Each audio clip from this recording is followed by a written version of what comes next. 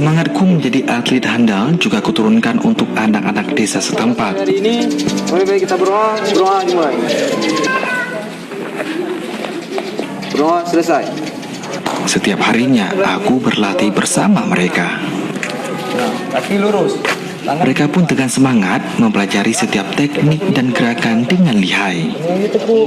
Pada sore hari saya itu melatih eskul, itu pelatih eskul di sekolah-sekolah yang ada di Lamno Raya, baik SD, SMP, dan SMA.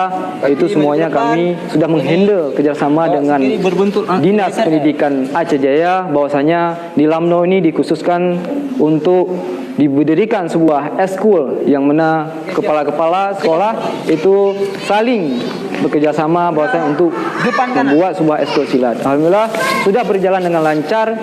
Pada tahun yang baru kami buat ini sama-sama dengan para partner saya, alhamdulillah sudah berhasil.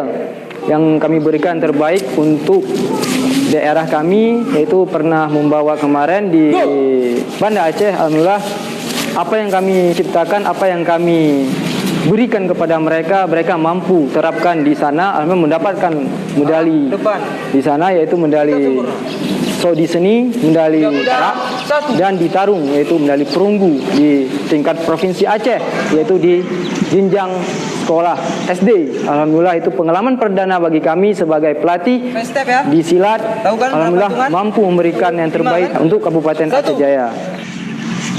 Lagi, go! Aku ingin tekadku sebagai atlet Muay Thai juga bisa melahirkan bibit-bibit atlet handal lainnya yang bisa membanggakan daerah. Langsung.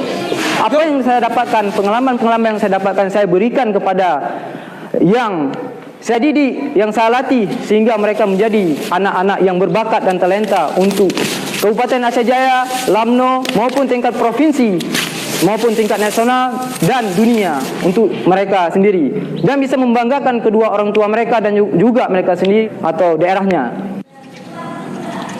Go! Harapan saya sebagai pelatih, saya berharap semoga Irfandi ini tetap menjadi seorang atlet yang mengingat jasa-jasa pelatih-pelatihnya dan juga menginspirasi murid-muridnya. Dan saya berharap sosok Irfandi ini juga akan menjadi pelatih selanjutnya untuk mendidik generasi yang ada di Aceh Jaya dan menjadi seperti dia.